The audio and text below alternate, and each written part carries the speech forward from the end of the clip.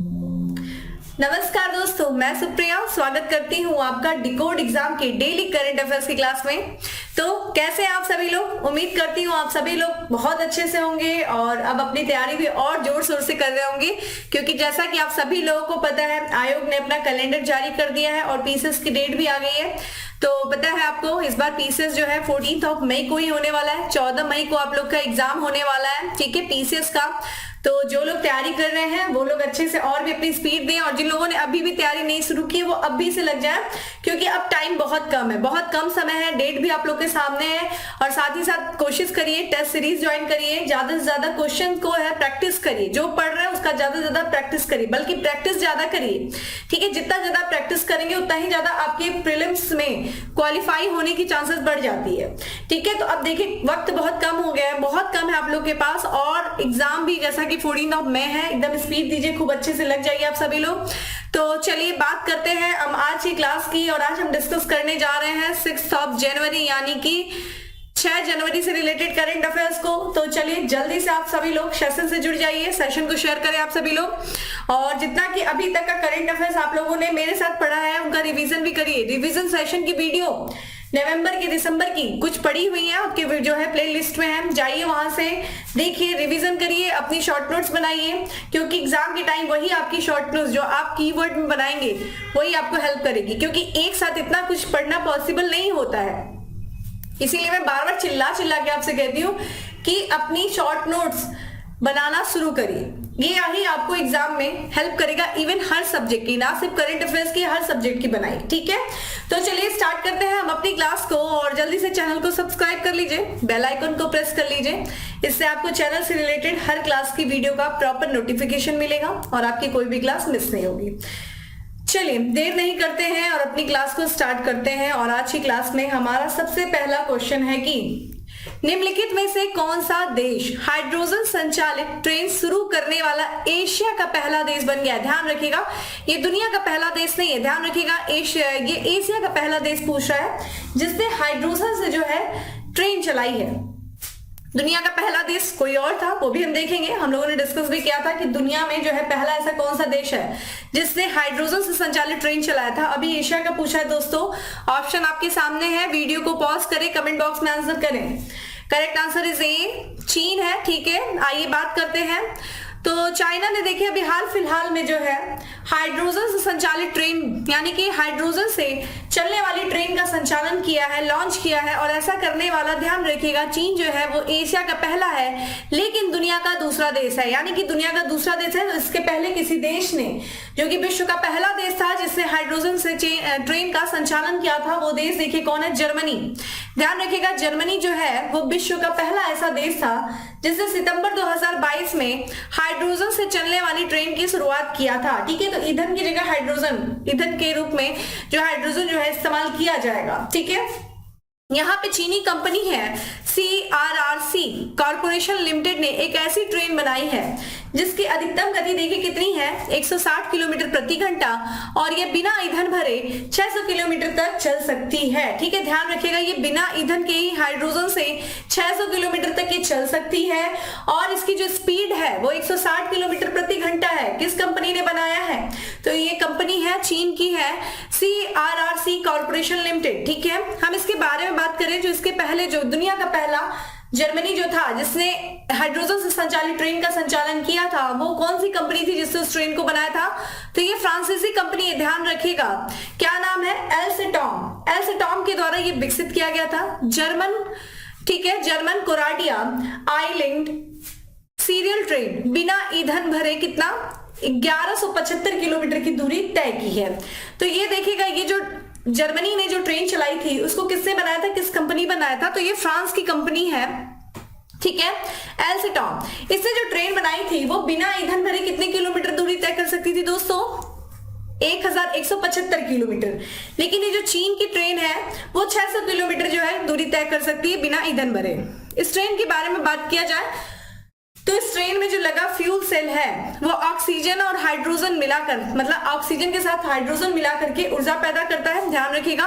और बदले में देखिए वातावरण में क्या छोड़ता है, सिर्फ पानी और भाप। तो एक तरीके से ये जो हाइड्रोजन संचालित ट्रेनें हैं ये पर्यावरण के अनुकूल होती हैं। और यहाँ पे फ्यूल जो होता है वो ऑक्सीजन के साथ हाइड्रोजन, हाइड्रोजन देखिए पर्यावरण की सबसे हल्की गैस है, ठीक है।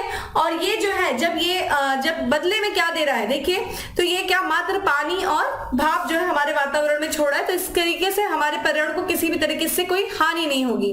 हाइड्रोजन से जो चलने वाले, हाइड्रोजन ईंधन से जो चलने वाली ट्रेन होती है, जो सभी ट्रेन वाहन होती है, उनको क्या कहा जाता है दोस्तों, तो हाइड्रल्स कहा जाता है। ध्यान रखिएगा हाइड्रल्स क्या है, तो वो ट्रेनें जो हाइड्रोजन ईंधन से चलती हैं। तो ये जो है टर्म आपके लिए इंपॉर्टेंट हो जाता है, स्टार कर लीजिए, ठीक है। तो दुनिया का पहला देश जिसने हाइड्रोजन से ट्रेन चलाई, जर्मनी। एशिया का आपसे पूछे दोस्तों तो ये चला रहा है चीन, ठीक है। भारत भी जल्दी ही हाइड्रोजन से संचालन जो है, हाइड्रोजन से संचालित होने ट्रेन का संचालन बहुत जल्द करने वाला है भारत भी, ठीक है।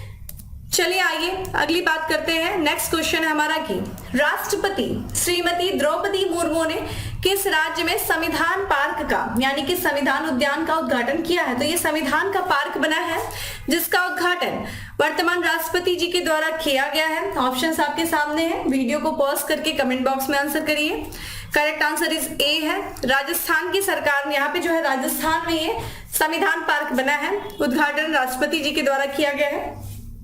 तो आप देख सकते हैं, तो यहाँ पे जो है राष्ट्रपति जो है द्रौपदी मुर्मू, उन्होंने जो जयपुर दोस्तों राजस्थान का कैपिटल है, और वहां पे जो राज्य भवन में संविधान उद्यान का, ध्यान रखिएगा संविधान पार्क का, मयूर स्तंभ का, राष्ट्रीय ध्वज पोस्ट का उद्घाटन किया। और इसी के साथ साथ, ठीक है, महात्मा गांधी जी का और महाराणा प्रताप जी का भी प्रतिमा का अनावरण किया। ध्यान रखिएगा मयूर स्तंभ का भी और राष्ट्रीय ध्वज पोस्ट का भी उद्घाटन किया गया है राजस्थान के जयपुर के राजभवन में। वहीं पे संविधान उद्यान पार्क भी बनाया गया है। यहाँ पे देखा जाए राजस्थान की बात करें दोस्तों तो ये देश का पहला ऐसा राज्य बन गया है जहां पे जो है बनाया गया है संविधान पार्क। उद्देश्य क्या है कि वो अपने राज्य, जो राजस्थान है, वो अपने राज्य के लोगों को संवैधानिक जागरूकता पैदा करना चाहता है, या फिर संवैधानिक जागरूकता पैदा करने के लिए राज्य भवन में संविधान पार्क बनाया है। तो ठीक है, लोगों के बीच में संविधान के प्रति जागरूकता या फिर संवैधानिक जागरूकता पैदा करने के लिए राज्य भवन में क्या बना है दोस्तों, संविधान पार्क बना है, जिसका उद्घाटन किया गया राष्ट्रपति जी के द्वारा। ठीक है, इस अवसर पे देखिए कुछ और भी आधारशिला रखी गई है, किसके द्वारा, राष्ट्रपति जी के द्वारा। तो राष्ट्रपति जी ने वर्चुअल रूप से राजस्थान में सौर ऊर्जा क्षेत्रों के लिए ट्रांसमिशन प्रणाली का उद्घाटन किया है। ठीक है, SJVN लिमिटेड की 1000 मेगावाट की बीकानेर सौर ऊर्जा परियोजना की भी आधारशिला रखी है इसी दौरान। ठीक है, राष्ट्रपति जी के द्वारा। राष्ट्रपति जी की बात करें तो ध्यान रखिएगा, देखिए यहाँ पे भारत स्काउट्स एंड गाइड्स का 18वां राष्ट्रीय जबोर का उद्घाटन किया गया है। देखिए इसकी शुरुआत जो है राजस्थान के पाली में हुई है। 4 जनवरी को शुरू हुआ राजस्थान के पाली में भारत स्काउट्स एंड गार्ड्स के 18वें राष्ट्रीय जबोर, उसका भी उद्घाटन किसके द्वारा किया गया है, राष्ट्रपति जी के द्वारा किया गया है। तो ये भी इंपॉर्टेंट है। चूंकि बात कर रहे हैं हम राजस्थान के बारे में, तो आइए थोड़ा सा हम इंडिया का मैप देखते हैं और देखते हैं राजस्थान कहाँ लोकेट करता है। तो आप जब इंडिया के मैप में वेस्ट की तरफ बढ़ेंगे, जिधर पाकिस्तान है, जब हम उधर बढ़ेंगे तो हमें दिखाई देता है राजस्थान। ठीक है, क्षेत्रफल की दृष्टि से देखा जाए, एरिया वाइज देखा जाए तो राजस्थान सबसे बड़ा स्टेट है। ठीक है, और यहाँ पे अगर हम देखते हैं, ये आपको दिख रहा है राजस्थान, और राजस्थान की सीमा देखिए, एक अंतरराष्ट्रीय सीमा भी है राजस्थान की, पाकिस्तान से लगे हुए। और अगर राज्यों की बात करें तो पंजाब, हरियाणा, उत्तर प्रदेश, मध्य प्रदेश और गुजरात से अपनी सीमा को साझा करता है इतने राज्यों से। अगर हम राजधानी यानी कि कैपिटल की बात करें तो जयपुर उसका कैपिटल है, और यहाँ के जो गवर्नर राज्यपाल हैं कलराज मिश्र हैं। मुख्यमंत्री की बात किया जाए तो अशोक गहलोत हैं, और विधानसभा की यानी कि विधानमंडल की बात किया जाए तो ये एक सदनी है, यानी कि यहाँ पे सिर्फ विधानसभा है और उसकी सीटें कितनी है दोस्तों, 200 सीटें हैं। वहीं संसदीय क्षेत्र की बात किया जाए तो राज्यसभा में राजस्थान की 10 सीटें हैं और लोकसभा की 25 सीटें हैं। कुछ अन्य भी यहाँ पे देखा जाए, रिसेंट में कुछ न्यूज रहे हैं राजस्थान से रिलेटेड, उनका भी हम रिवीजन कर लेते हैं।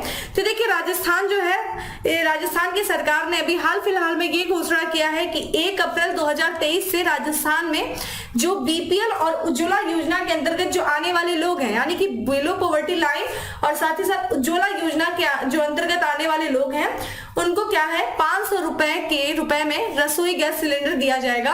और ये कब से लागू है? 1 अप्रैल 2023 से। तो 1 अप्रैल 2023 से राजस्थान में बीपीएल और उज्ज्वला योजना के अंतर्गत आने वाले लोगों को 500 रुपए में रसोई गैस मिलेगी, रसोई गैस सिलेंडर।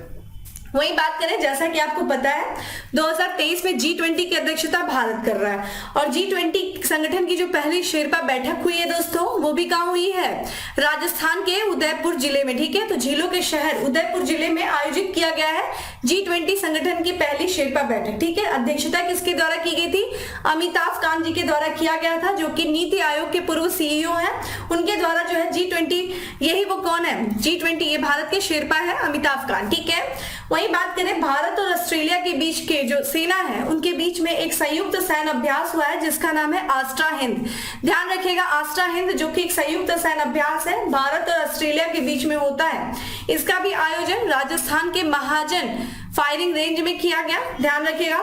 वही बात करें कि अंतरराष्ट्रीय दिव्यांग जन दिवस, ठीक है, के अवसर पे राजस्थान के उदयपुर का एक स्वयंसेवी संस्था है जिसका नाम है नारायण सेवा संस्थान, उसने देखा जाए दुनिया का सबसे बड़ा व्हील चेयर क्रिकेट टूर्नामेंट आयोजित किया और इसी के साथ वो Guinness book of world record में भी शामिल हो गया। ठीक है, तो दुनिया का सबसे बड़ा व्हील चेयर क्रिकेट टूर्नामेंट का आयोजन भी कहाँ किया गया दोस्तों? उदयपुर में किया गया। तो ये है आपका राजस्थान से रिलेटेड कुछ महत्वपूर्ण तथ्य। यहाँ मेरा 2 प्रश्न आपसे है। सबसे पहले आप मुझे बताएंगे कि उज्ज्वला योजना जो है वो किस मंत्रालय के द्वारा शुरू की गई, कब किया गया, और उज्ज्वला योजना जो है इसका उद्देश्य क्या है, ये किसको कवर करती है उज्ज्वला योजना। वही मेरा अगला प्रश्न है कि आप मुझे बताइए कि अंतरराष्ट्रीय दिव्यांग जन दिवस कब मनाया जाता है? इस वर्ष अगर जो मनाया गया, इस वर्ष नहीं मतलब पिछले वर्ष जो मनाया गया है, तो उसकी थीम क्या थी? With theme. तो आज का मेरा सिर्फ यही 2 प्रश्न है, उज्ज्वला योजना और अंतरराष्ट्रीय दिव्यांग जन दिवस के बारे में आप मुझे बताएंगे। अगला प्रश्न है कि निम्न में से किस संस्था या कंपनी द्वारा भारत की पहली हरित हाइड्रोजन मिश्रण परियोजना शुरू की गई है? तो भारत की पहली जो है हरित हाइड्रोजन मिश्रण जो परियोजना शुरू किया गया है वो किया गया है एनटीपीसी के द्वारा। ठीक है, नेशनल थर्मल पावर कॉर्पोरेशन। तो ये भारत की देखा जाए सबसे बड़ी बिजली कंपनी है एनटीपीसी लिमिटेड, और इससे देखा जाए भारत की पहली हरित हाइड्रोजन मिश्रण परियोजना प्रारंभ किया। ठीक है, तो देख रहे हैं आप हर तरफ हर क्षेत्र में हमें हरित यानी कि ग्रीन हाइड्रोजन से रिलेटेड चीजें देखने को मिल रही है, जो कि हमारे पर्यावरण के काफी ज्यादा अनुकूल है। और जिस तरीके का जलवायु परिवर्तन हो रहा है और हमें अपने जो है वातावरण पर्यावरण को सुरक्षित रखने के लिए सरकार के द्वारा जो विभिन्न प्रयास किए जा रहे हैं, ना सिर्फ सरकार के द्वारा, अंतरराष्ट्रीय जो है संगठन उनके भी द्वारा किया जा रहा है, उसी का ये एक जो है आप रूप देख रहे हैं, उसी से संबंधित ये सारी चीजें हैं। एनटीपीसी की बात करें दोस्तों तो एनटीपीसी कवास टाउनशिप सूरत यानी कि गुजरात के पाइप्ड नेचुरल गैस नेटवर्क ने ग्रीन हाइड्रोजन मिश्रण प्रारंभ किया। ध्यान रखिएगा कहां पे किया गया? कवास गुजरात में है। और इस परियोजना की जो ये परियोजना है इसकी शुरुआत देखिए एनटीपीसी और गुजरात गैस लिमिटेड के द्वारा किया गया है। तो इन दोनों का ये संयुक्त प्रयास है। कवास देखिएगा, ध्यान रखिएगा, ये कवास जो है गुजरात में, कवास में जो ग्रीन हाइड्रोजन है वहां पे पहले से स्थापित 1 मेगावाट फ्लोटिंग सौर परियोजना से बिजली का उपयोग करके पानी के इलेक्ट्रोलिसिस द्वारा बनाया गया। ठीक है, यहाँ पे हाइड्रोजन गैस, यहाँ पे ग्रीन हाइड्रोजन की बात किया जाए दोस्तों कि ये कैसे मिलता है, कैसे प्राप्त होता है, तो जो ऊर्जा के नवीकरणीय स्रोत है, ध्यान रखिएगा, जो रिन्यूएबल एनर्जी है, ठीक है, उन्हीं रिन्यूएबल एनर्जी का, जैसे कि सौर ऊर्जा हो गया, ठीक है, पवन ऊर्जा हो गई, ये सब क्या है? रिन्यूएबल एनर्जी, ये सब कभी समाप्त होने वाली नहीं है। और ये एनर्जी क्या होती है? पर्यावरण के अनुकूल होती है। तो जो रिन्यूएबल एनर्जी होती है उन्हीं का यूज करके जो पानी के एटम्स होते हैं यानी कि अणु जो होते हैं, H2O, आपको फॉर्मूला पता है H2O, तो H2O को क्या करना? हाइड्रोजन और ऑक्सीजन में तोड़ देना। ठीक है, वही क्या? ग्रीन हाइड्रोजन को संदर्भित करता है। ठीक है, ग्रीन हाइड्रोजन, तो ग्रीन यानी कि पर्यावरण के अनुकूल। तो ये था दोस्तों कि भारत का जो सबसे बड़ी बिजली कंपनी है एनटीपीसी, उसी ने भारत की पहली हरित हाइड्रोजन मिश्रण परियोजना प्रारंभ किया गुजरात के कवास में। ठीक है, अगला प्रश्न देखा जाए कि निम्नलिखित में से किस राज्य सरकार ने मुख्यमंत्री सुखाश्रय सहायता कोष की शुरुआत की है? सुखाश्रय, ठीक है, मुख्यमंत्री सुखाश्रय सहायता कोष। तो ध्यान रखिएगा ऐसी जो है योजना है जो विभिन्न क्षेत्रों, विभिन्न राज्य सरकार के द्वारा शुरू किया जाता है, वो भी प्रश्न हमारे एग्जाम में पूछता है। तो इसकी जो शुरुआत की गई है वो की गई हिमाचल प्रदेश सरकार के द्वारा किया गया मुख्यमंत्री सुखाश्रय सहायता कोष की शुरुआत। आइए इसके बारे में चर्चा करते हैं। तो हिमाचल प्रदेश के जो वर्तमान मुख्यमंत्री हैं सुखविंदर सिंह, सुक्खू, उन्होंने देखा जाए जो 9 वर्ष के अवसर पे यानी कि 1 जनवरी को जो है मुख्यमंत्री सुखाश्रय सहायता कोष का शुभारंभ किया है। कितने निवेश के साथ? तो 101 करोड़ निवेश के साथ। ठीक है, ध्यान रखिएगा, मुख्यमंत्री सुखाश्रय सहायता कोष की शुरुआत हिमाचल प्रदेश सरकार के द्वारा किया गया है। अगर हम योजनाएं देख रहे हैं तो योजनाएं जो है किसी उद्देश्य के लिए ही सरकार के द्वारा शुरू की जाती है और उनका कुछ लक्ष्य होता है, लक्ष्य उद्देश्य। अगर हम इसके बात करें इस योजना के बारे में तो इसका उद्देश्य देखिए क्या है, जो राज्य के जितने भी जरूरतमंद बच्चे हैं, जो अनाथ बच्चे हैं, जिनका कोई आश्रय नहीं है, या फिर जो निराश्रित महिलाएं, निराश्रित मतलब जिनका कोई आश्रय नहीं है, जो किसी पर ना आश्रित हो या फिर जिन्हें कहीं कोई आश्रय नहीं मिलता हो, जो बेसहारा है, जिनका कोई सहारा नहीं, उन्हीं को निराश्रित कहा जाता है। तो वो महिलाएं जिनका कोई सहारा नहीं है, ठीक है, उनके लिए यानी कि निराश्रित महिलाओं को उच्च शिक्षा की सुविधा प्रदान करना। ठीक है, तो ऐसे बच्चे जो जरूरतमंद बच्चे हैं और जो निराश्रित महिलाएं हैं उनको क्या करना, शिक्षित करना और साथ ही साथ उनको रोजगार से जोड़ना। ठीक है, ताकि वो आत्मनिर्भर हो सके। यहाँ पे अगर हम बात करें राज्य सरकार इसके अंतर्गत क्या क्या कार्य करेगा, तो राज्य सरकार जो ऐसे बच्चे हैं, जो जरूरतमंद बच्चे हैं, जिनका कोई सहायता करने वाला नहीं है या फिर जिनके परिवार नहीं है, ऐसे बच्चों को कौशल विकास शिक्षा, उच्च शिक्षा या व्यावसायिक प्रशिक्षण पर होने वाला जो कुछ भी खर्च होगा उसका वहन करेगा। और साथ ही साथ जो है उनकी आवश्यकता अनुसार अगर उन्हें किसी चीज की आवश्यकता है, आर्थिक सहायता भी प्रदान की जाएगी, ताकि वो क्या करे, सम्मानपूर्ण जीवन जो है अपना सम्मानपूर्वक जीवन अपना व्यतीत कर सके। इस योजना के तहत देखा जाए कि किन किन को जो है लाभ मिलेगा या कौन कौन ऐसे लोग हैं जो इस योजना से लाभान्वित होंगे। तो यहाँ पे सबसे पहले बात करेंगे कि जो बाल देखभाल संस्थान होते हैं, जैसे कि अनाथ आश्रम होता है, उनके जो बच्चे हैं, और जो पालक देखभाल के तहत जो लाभ पाने वाले बच्चे होते हैं वे सभी बच्चे, नारी सेवा सदन, शक्ति सदन में रहने वाली जो निराश्रित महिलाएं होती हैं, जो वृद्धा आश्रम में रहने वाली महिलाएं होती हैं, वो सब क्या होंगी, इस योजना से लाभ प्राप्त वो लोग कर सकेंगे। तो अगर हम देखें कौन कौन यहाँ पे लाभान्वित हो रहा है, तो ये चीज हमें देखने को मिल रही है। ठीक है, बाकी आपके लिए इंपॉर्टेंट जो हो रहा है दोस्तों ये है कि मुख्यमंत्री सुखाश्रय सहायता कोष किस राज्य से संबंधित है ये योजना, तो इसकी शुरुआत हिमाचल प्रदेश सरकार के द्वारा की गई है। अगर हम बात करें हिमाचल प्रदेश की, तो आप यहाँ पे देखिए हिमाचल प्रदेश इंडिया का मैप खुला हुआ है और आपको यहाँ पे नॉर्थ की तरफ बढ़ेंगे तो यहाँ पे लद्दाख और जम्मू कश्मीर के साउथ में आपको दिखाई देगा हिमाचल प्रदेश।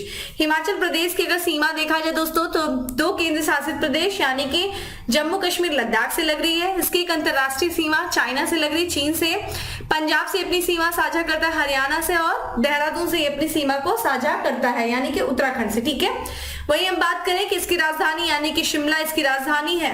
गवर्नर की बात किया जाए दोस्तों तो राजेंद्र विश्वनाथ जो है अर्लेकर यहाँ के गवर्नर हैं, और मुख्यमंत्री की बात किया जाए तो सुखविंदर सिंह सुक्खू, जिनके बारे में भी लोगों ने बात किया, यहाँ के मुख्यमंत्री हैं। वही बात किया जाए विधानसभा के बारे में तो यहाँ पे भी एक सदनीय विधानसभा है यानी कि सिर्फ जो है विधानसभा है। यहाँ पे विधानमंडल की बात किया जाए तो कितने हैं सीटें यहाँ पे विधानसभा में 68 सीटें हैं। संसदीय क्षेत्र की बात किया जाए तो राज्यसभा में 3 सीटें हैं और लोकसभा में 4 सीटें हैं। ठीक है, तो ये था हिमाचल प्रदेश से रिलेटेड। अब बात करते हैं दोस्तों अगले प्रश्न की। नेक्स्ट क्वेश्चन है हमारा कि निम्न में से किस राज्य के जग मिशन ने वर्ल्ड हैबिटेट अवार्ड 2023 जीता है। तो ये देखिए जग मिशन है, सबसे इंपॉर्टेंट चीज तो हमें ये देखने को मिली 2 क्वेश्चन की जग मिशन किस राज्य से इंपॉर्टेंट है, और इस मिशन को वर्ल्ड हैबिटेट अवार्ड 2023 भी मिला है। तो ये उड़ीसा सरकार का ये मिशन है जग मिशन, और इसको United nation habitat world habitat award 2023 जो है पुरस्कार प्रदान किया गया है, इसने जीता है। अगर हम जग मिशन की बात करें इसका फुल फॉर्म देखिए क्या है, उड़ीसा लाइवेबल हैबिटेट मिशन। ठीक है, ये इसका फुल फॉर्म हमें देखने को मिल रहा है। ये जो मिशन है दोस्तों जग मिशन राज्य सरकार की एक पहल है जिसको हम 5T कहते हैं। इसके पहले हम लोगों ने एक बार और चर्चा किया था। 5T क्या है दोस्तों, transparency, technology, team work, time और ट्रांसफॉर्मेशन। ये क्या है दोस्तों, ये 5T है, और इसी 5T के तहत ये जग मिशन भी शुरू किया गया है, उड़ीसा सरकार के द्वारा किया गया था, और ये पुरस्कार प्राप्त कर जो किया उड़ीसा दूसरी बार किया है। ठीक है, तो ये जो United nation habitat world habitat award जो है जो उड़ीसा के जग मिशन को मिला है, ये दोबारा मिला है दूसरी बार। इस कार्यक्रम को देखिए, इसके पहले भी 2019 में यह पुरस्कार मिला था, यूनाइटेड नेशन हैबिटेट अवार्ड प्राप्त किया था इस कार्यक्रम ने 2019 में भी। इस कार्यक्रम की दोस्तों शुरू बात करें कि उड़ीसा सरकार ने जो शुरू किया था मई 2018 में किया था। एक अधिनियम है जो स्लम यानी कि जो झोपड़पट्टी में रहने वाले लोग हैं उनके लिए, ठीक है। तो स्लम यहाँ पे स्लम निवासियों के लिए उड़ीसा भूमि अधिकार अधिनियम 2017 के आधार पर जग मिशन शुरू किया गया था। और ध्यान रखिएगा ये दुनिया की सबसे बड़ी झुग्गीवासी, ठीक है, स्लम है ना, स्लम ये झुग्गीवासी होते हैं। झुग्गीवासियों को भूमि पट्टा सुरक्षा प्रदान करना और उन्हें उन्नत करना जो है उन्नत करने वाला पहल है। तो एक तरीके से जो है उनके लिए घर की व्यवस्था, मकान की व्यवस्था, उनके लिए क्या करना, एक तरीके से भूमि प्रदान करके उनके लिए आवास की सुविधा बनाना, यही है इस मिशन का लक्ष्य। और यहाँ पे देखा जाए ये दुनिया का सबसे बड़ा भूमि यहाँ पे टाइटलिंग और स्लम कार्यक्रम है। उद्देश्य क्या है, झुग्गी वासियों के जीवन को सशक्त बनाना, ठीक है। जैसा कि हमने देखा, देखिए जग मिशन का फुल फॉर्म ध्यान रखिएगा। राज्य सरकार ने देखा जाए तो उड़ीसा को यहाँ पे जो राज्य सरकार ने एक तरीके से प्रण लिया है या फिर एक तरीके से कह सकते हैं कि लक्ष्य निर्धारित किया है कि कोई भी जो है वहां पे जो राज्य है यानी कि जो उड़ीसा राज्य है उसको क्या करना, झुग्गी मुक्त करना, ठीक है। तो भारत का ये पहला झुग्गी मुक्त राज्य बनाने की एक महत्वाकांक्षी पहल, एक महत्वाकांक्षी लक्ष्य रखा है और इसी लक्ष्य के तहत कार्य कर रहा है। और इसी लक्ष्य को प्राप्त करने के लिए जग मिशन चलाया गया है उड़ीसा सरकार के द्वारा, क्या, झुग्गी मुक्त राज्य बनाना। और ये भारत का पहला राज्य बनाना, कोई भी वहां पे किसी की जो है यहाँ पे कोई भी तरह का झुग्गी झोपड़ी नहीं होगी, लोगों के पास अपने मकान होंगे, ठीक है। ये सरकार की ये पहल है। आइए इसके पहले हम आगे बढ़े, यहाँ पे देख लीजिए इस अवार्ड के बारे में देख लेते हैं। तो यूनाइटेड नेशन हैबिटेट का जो वर्ल्ड हैबिटेट पुरस्कार है, यूनाइटेड नेशन हैबिटेट के साथ साझेदारी में देखिए किसके द्वारा प्रदान किया जाता है, तो यूनाइटेड किंगडम स्थित संगठन है वर्ल्ड हैबिटेट, उसके द्वारा प्रत्येक वर्ष यानी कि हर साल दिया जाता है, जो दुनिया भर में अनुभव, अभिनव, उत्कृष्ट और क्रांतिकारी विचारों, परियोजनाओं और कार्यक्रमों की पहचान के लिए दिया जाता है, ठीक है। तो किसके द्वारा, यूनाइटेड यहाँ पे यूनाइटेड किंगडम, ठीक है, ध्यान रखिएगा यूनाइटेड किंगडम यूके जो है वहां का ये संगठन है वर्ल्ड हैबिटेट, उसी के द्वारा ये हर साल दिया जाता है, ठीक है। आइए अगले प्रश्न की तरफ बढ़ते हैं। नेक्स्ट क्वेश्चन है हमारा कि निम्नलिखित में से किस राज्य में मुख्यमंत्री आवास भूमि अधिकार योजना शुरू की गई। देखिए आज हम लोग योजनाओं से रिलेटेड बहुत सारे क्वेश्चंस देख रहे हैं और यहाँ पे मुख्यमंत्री आवास भूमि योजना जो है, आवास भूमि अधिकार योजना जो शुरू की गई है, गुजरात, राजस्थान, मध्य प्रदेश या फिर महाराष्ट्र। दोस्तों इसका जो करेक्ट आंसर है वो है सी, मध्य प्रदेश सरकार के द्वारा मुख्यमंत्री आवास भूमि अधिकार योजना शुरू किया गया है। आइए इसके बारे में देखें। तो जो वहां पे मुख्यमंत्री, यहाँ पे जो मध्य प्रदेश में जो मुख्यमंत्री आवासीय भूमि अधिकार योजना की शुरुआत किया गया है, ठीक है। योजना की जो शुरुआत की गई है वो 4 जनवरी से किया गया है, 4 जनवरी 2023 से। टिक्कमगढ़ जिला है, ठीक है, बकरापुर पंचायत, वहां से इसकी शुरुआत की गई। जो टिक्कमपुर यहाँ पे टिक्कमगढ़ जिले हैं मध्य प्रदेश का, वहां से इसकी शुरुआत की गई है।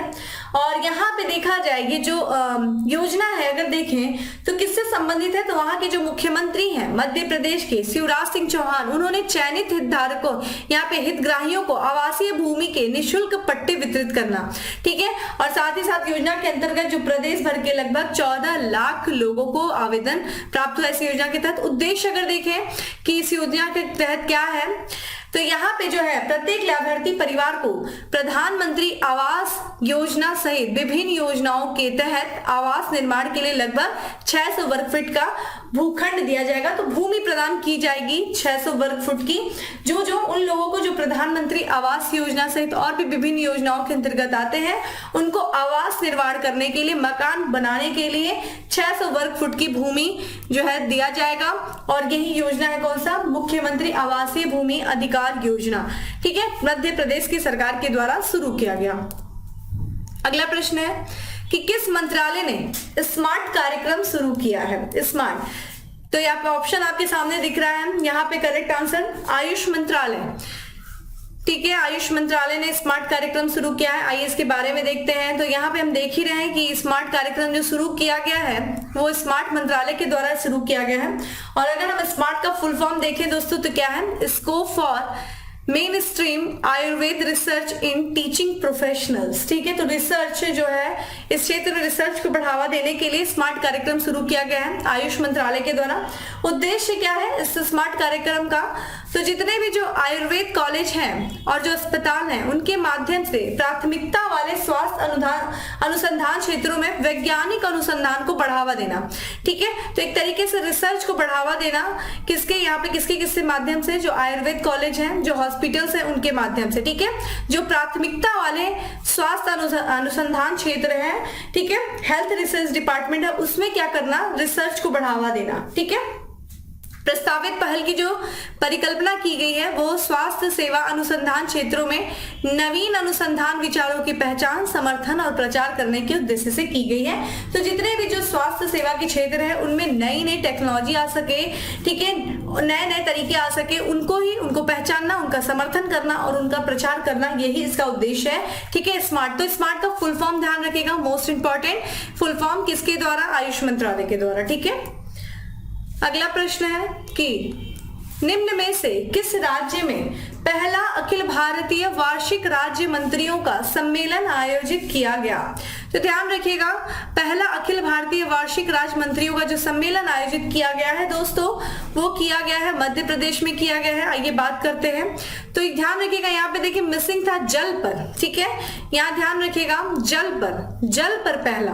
ठीक है, क्वेश्चन जो है यहाँ पे कि जल पर पहला, तो जल पर पहला जो अखिल भारतीय वार्षिक राज्य मंत्रियों का सम्मेलन किया गया दोस्तों, वो भोपाल की राजधानी, यहाँ पे मध्य प्रदेश की राजधानी भोपाल में आयोजित किया गया है। ठीक है, कब से कब तक किया गया, तो 5 से 6 जनवरी को किया गया। ठीक है, 2 दिवसीय ये सम्मेलन था। और यहाँ पे जो है सम्मेलन में जो कार्य योजना को बढ़ाने के लिए जिसकी जो है आयोजन किया गया है, इसको जल शक्ति मंत्रालय के द्वारा किया गया है। ये जो जल पर राज्य मंत्रियों की पहल है, अखिल भारतीय वार्षिक सम्मेलन का आयोजन जो किया जा रहा है दोस्तों, वो किया जा रहा है जल शक्ति मंत्रालय के द्वारा। इसकी थीम की यानी कि विषय की बात करें तो वाटर विजन एट द 2047। ठीक है, वही बात करें यहाँ पे ये जो 2 दिनों का सम्मेलन मनाया गया 5 से 6 तारीख, उसका उद्देश्य क्या है कि राज्य के विभिन्न जल हितधारकों से, ठीक है, इंडिया एट द रेट 2047 और 5P के लिए विचार प्राप्त करना। ठीक है, तो ये था दोस्तों कि ध्यान रखिएगा जो जल पर पहला अखिल भारतीय वार्षिक राज्य मंत्रियों का सम्मेलन हुआ है वो भोपाल में हुआ है, मध्य प्रदेश की राजधानी भोपाल में। थीम याद रखिएगा, ठीक है, जल शक्ति मंत्रालय के द्वारा इसका आयोजन किया गया। वही बात करें अगले प्रश्न की निम्न में से किस नदी पर सुन्नी बांध जल विद्युत परियोजना विकसित की जा रही है। सुन्नी बांध जल विद्युत परियोजना जो है ये इंपॉर्टेंट है, ऐसी परियोजना है, 2-3 परियोजना एक साथ दे देगा और एक तरफ राज्य दे देगा, मैच द फॉलोइंग करके पूछ लेगा। तो सुन्नी बांध जल विद्युत परियोजना जो शुरू की गई है दोस्तों, वो की गई है सतलुज नदी पर। ठीक है, तो यहाँ पे जो है इसके निवेश, यहाँ पे जो केंद्रीय मंत्रिमंडल है वो हिमाचल प्रदेश में, ध्यान रखिएगा किस राज्य में भी है, तो हिमाचल प्रदेश में 382 मेगावाट क्षमता वाली सुन्नी जल विद्युत परियोजना के निवेश को मंजूरी दिया है। तो ध्यान रखिएगा ये जो सुन्नी जल विद्युत परियोजना है इसकी क्षमता देखी जाए तो 382 मेगावाट क्षमता है इसकी।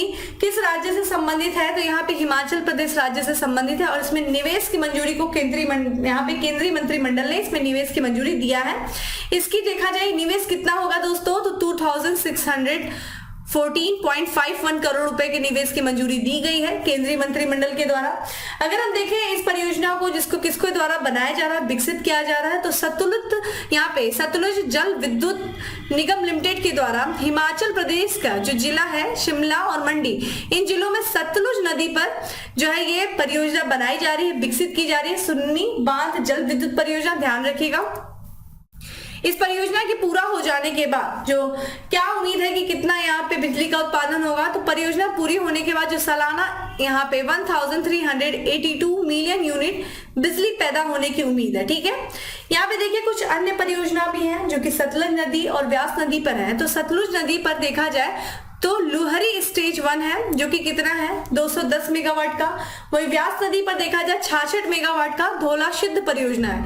ठीक है, इसका भी विकास हो रहा है। तो पूछा जा सकता है आपसे धौला सिद्ध जो परियोजना है वो किस नदी पर है, तो व्यास नदी पर है। ठीक है, और सतलुज नदी पर एक अन्य परियोजना भी विकसित हो रही है, लुहरी स्टेज 1 परियोजना। ठीक है, तो ये चीज ध्यान रखिएगा आपकी सुन्नी बांध जल विद्युत परियोजना हिमाचल प्रदेश में सतलुज नदी पर। ठीक है, चलिए आते हैं हम अपने लास्ट प्रश्न की तरफ, और हमारा आज का लास्ट क्वेश्चन है कि किस राज्य सरकार ने 6 यूएई यानी कि यूनाइटेड अरब अमीरात आधारित कंपनियों के साथ 18,590 करोड़ रुपए के पर हस्ताक्षर किया है। तो देखिए एक निवेश है जो कि यूएई के द्वारा, जो यूएई के 6 कंपनियों आधारित जो है 6 कंपनियों के साथ किया गया, समझौता किया गया 18,590 करोड़ का। किस राज्य के द्वारा किया गया, किस राज्य की सरकार के द्वारा किया गया दोस्तों?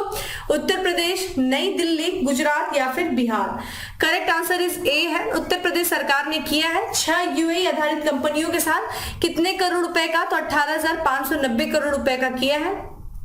देखिए जैसा कि आपको पता है कि यहाँ पे जो है Uttar Pradesh global investor summit होने वाली है, मई में होने वाली है, माफ करिएगा फरवरी 2023 में होने वाली है उत्तर प्रदेश की राजधानी लखनऊ में। और इसी समिट के पहले यानी कि Uttar Pradesh global investor summit के पहले ही यहाँ पे उत्तर प्रदेश सरकार ने 6 संयुक्त अरब अमीरात आधारित कंपनियों के साथ कितना जो है MOU यानी कि मेमोरेंडम ऑफ अंडरस्टैंडिंग 18,590 करोड़ रुपए का समझौता ज्ञापन हस्ताक्षर किया। यहाँ पे बस इतना ही चीज हम जानेंगे, इसमें बहुत ज्यादा हम इन डेप्थ नहीं जाएंगे। बाकी हम देखते हैं कि जब यहाँ पे जब ये इवेंट होगा, ये समिट होगी Uttar Pradesh global investor summit, तब क्या चीजें होती, क्या क्या परिणाम सामने आएंगे, हम वहां पे तब डिस्कस करेंगे। ठीक है, अब आते हैं दोस्तों फैक्ट्स ऑफ द डे पे। फैक्ट्स ऑफ द डे में हमारा सबसे पहला फैक्ट है कि यूरोपियन मॉलिक्यूलर बायोलॉजी ऑर्गेनाइजेशन ने यंग इन्वेस्टिगेटर नेटवर्क में भारतीयों को शामिल किया। किस भारतीय को शामिल किया है दोस्तों? तो डॉक्टर महिमा स्वामी को, ठीक है, महिमा स्वामी को शामिल किया है।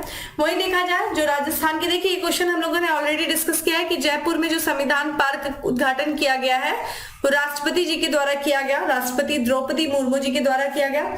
यहाँ पे देखिए विश्व ब्रेल दिवस मनाया गया, 4 फरवरी को मनाया गया। मोस्ट इंपॉर्टेंट देखिए विश्व ब्रेल के बारे में अगर हम थोड़ा सा पढ़ लें दोस्तों तो ध्यान रखिएगा, ये जो ब्रेल के आविष्कारक लुई ब्रेल, ठीक है, ध्यान रखिएगा लुइस ब्रेल, ठीक है, उन्हीं का जन्म हुआ था, ठीक है, 4 जनवरी को, जिन्होंने ब्रेल लिपि का आविष्कार किया। ब्रेल लिपि क्या है दोस्तों? जो दृष्टिहीन लोगों के द्वारा इस्तेमाल की जाती है, ध्यान रखिएगा, ठीक है। तो इन्होंने जो है ब्रेल लिपि को जन्म दिया था, और जिसके चलते आज जितने भी जो दृष्टिहीन लोग हैं, जिनको दिखाई नहीं देता, वो लोग भी आज पढ़ लिख सकते हैं और आगे बढ़ सकते हैं। किस लिपि के कारण? ब्रेल लिपि के कारण। आपसे एग्जाम में ये पूछा भी गया है कि जो है दृष्टिहीन लोगों के द्वारा इस्तेमाल की गई लिपि कौन सी है? ब्रेल लिपि है, जिसका जो है आविष्कार किया गया था लुइस ब्रेल के द्वारा। और इन्हीं के जन्म दिवस के अवसर पर 4 जनवरी को जो है विश्व ब्रेल दिवस मनाया जा रहा है। कब से? 2019 से मनाया जा रहा है, ठीक है, पहली बार मनाया गया था 2019 में, ये चीज ध्यान रखिएगा।